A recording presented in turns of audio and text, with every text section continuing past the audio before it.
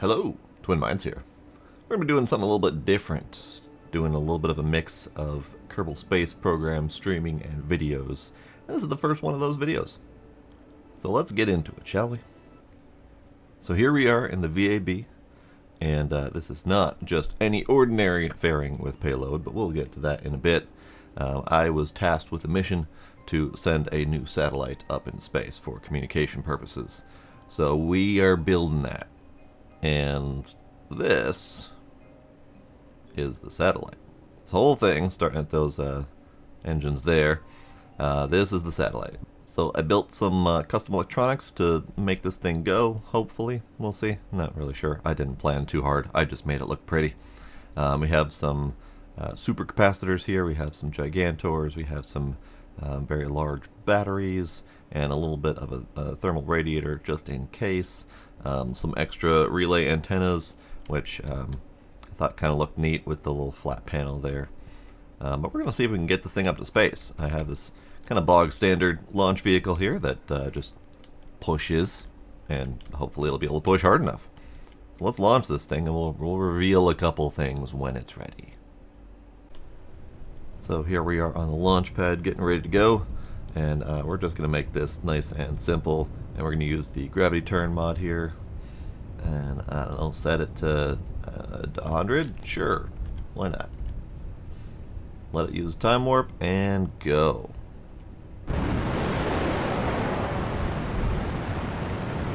Oh, that is having a hard time going straight. I need to figure out what's wrong with that.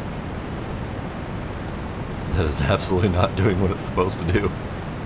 I guess we're spiraling to space.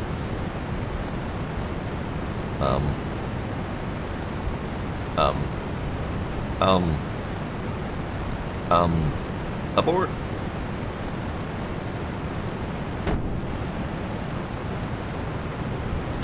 Uh-oh.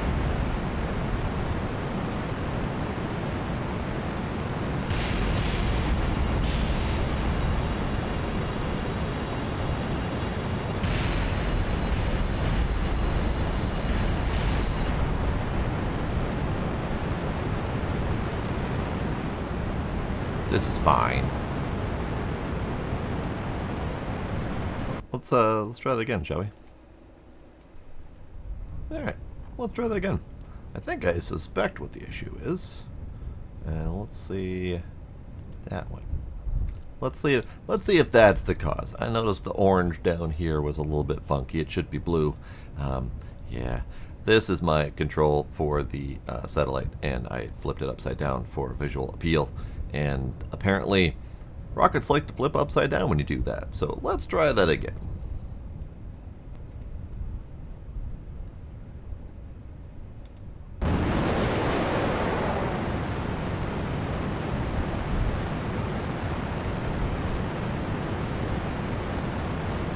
Turns out rockets go forward when pointed forward.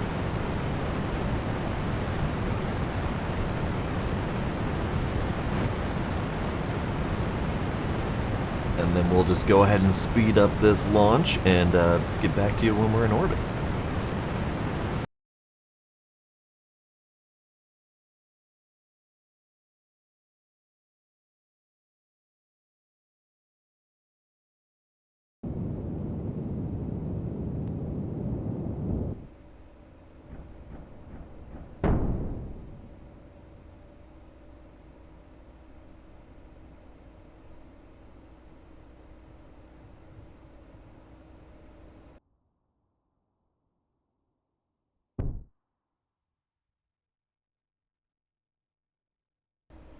I have grown concerned that my engine is not going.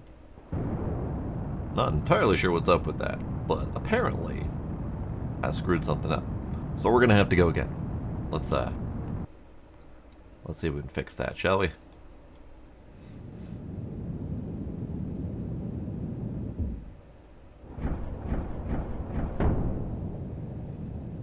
There we go. Much better. Turns out, not only do you have to have the rocket pointing in the right direction, but you also have to make sure that things are staged correctly so your engines actually turn on. So now we can continue with the rest of the flight here. are currently at 53 APO and rising.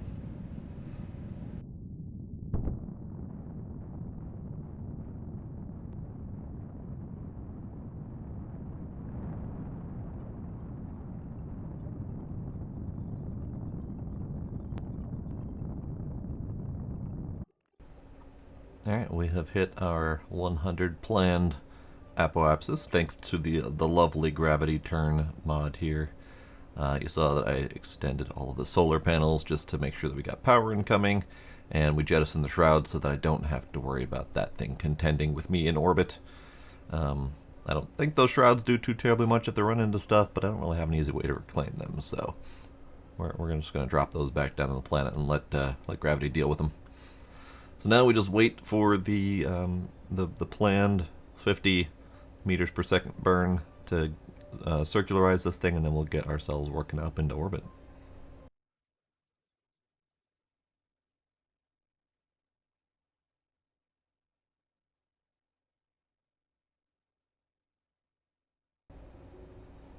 And done. A fully automatic 100K circular orbit. I do like to fly them myself occasionally, but I do at least enjoy having the quick, easy button if I need to. Now we got to get this thing out to orbit. So you'll note that this is my planned orbit. We're already at 0, so we should be fine. We just need to get out to that 2.8 million and 2.8 million, give or take. So we just need to do that. That's really all we got to do. So let's plan right about here. Get those two numbers to be roughly right. Mostly just doing the maneuver node to check to make sure I've got enough delta V, which I should, because this is a 600 something meter burn, right about there, and then we'll slap on another maneuver node. Okay, so this is, give or take, our planned. Yeah, we might need to radial that a little bit. I think that's just because my maneuver node is a little bit funky, but that's fine. There, something like that. That should be our full burn, and this is a 423, and we have 838 in our current phase. Now we don't have a listing of our delta V in our next stage, but we should be good. 650 here, so about 200, about 180 off of this phase currently, and then our next stage should have enough. But let's find out, shall we? Okay, let's get pointed at this thing, and that might take a while because the attitude control in this thing is not fantastic. At least not with all that extra fuel at the back. Alright, just about there. And let's go ahead and warp ourselves there. Of course, we're doing a little bit of a dark side sundown burn, but we got a little bit of light left.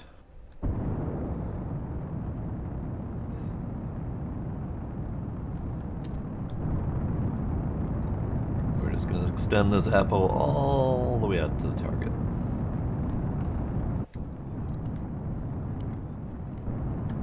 Alright. And then we'll just double check. We're at 2.869 out of 2.863. We a little overshot it, but I think we got enough wiggle room in the plan here. We should be good. Alright, and then we got 186 left here. What I probably should do is I probably should drop this before it gets out to that orbit. Well, let me fix that for a sec. And here we are most of the way towards our orbit. I decided to do this circularization in a couple stages so that I can make the most of this booster here. So we're just going to burn off the rest of it right now.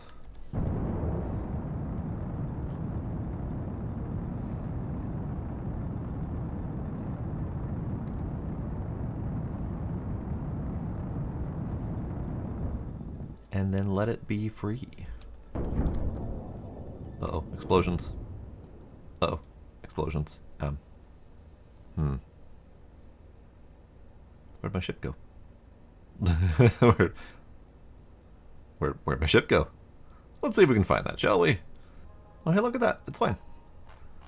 There were explosions. No idea what happened to the rest of the ship. Ah, there it is. It's over there. We definitely blew something up, but this part all seems functional, and that's what matters. I did forget to launch this, so let's launch that. I had to reload at least once or twice to get all this working right, so that's why that's missed. But that's fine. It's fine. It's just gonna go out in space. It'll be okay. Okay. So now all we gotta do is finish circularizing. So we need to get you to there, give or take. Let's point you prograde just to be sure. And this does not need very much finesse to it, so we're just gonna burn.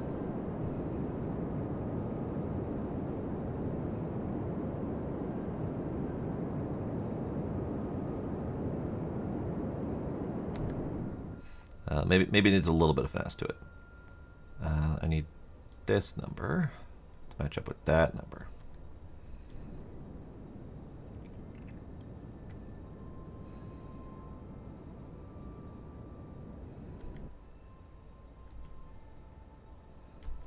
Okay, that's good. And then we just need to go over to here-ish and extend out there. And then we should be good. And then we'll do the grand reveal. Okay, so just double checking. It claims I've already reached the orbit. We're gonna circularize it a little bit more, but it claims I have already reached the orbit. I'm a little concerned about this not checking off, but we'll see if it gets there when it gets there. Okay, so let's warp over to here. I do love me some persistent rotation, because we can stay pointed on target without having to reorient. And it looks like we're flying around like a little plane.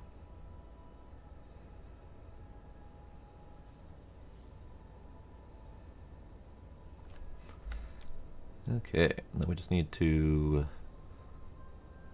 let's mark that number. We got a little bit high. So let's see if we can fix that just a little bit with a little bit of maneuvering.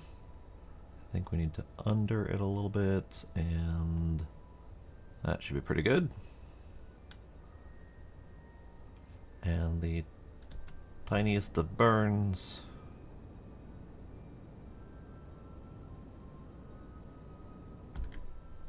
Done. Okay, so we have reached the orbit. We are unmanned. We have launched the new vessel, and we need at least 7.2 T, which is a lot of T. But let's see if that gets checked off when we do the grand reveal here.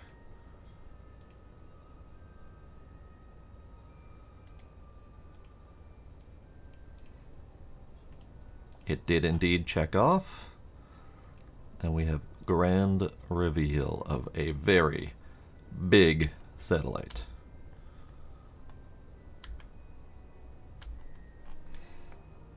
So this thing does indeed occlude all sun.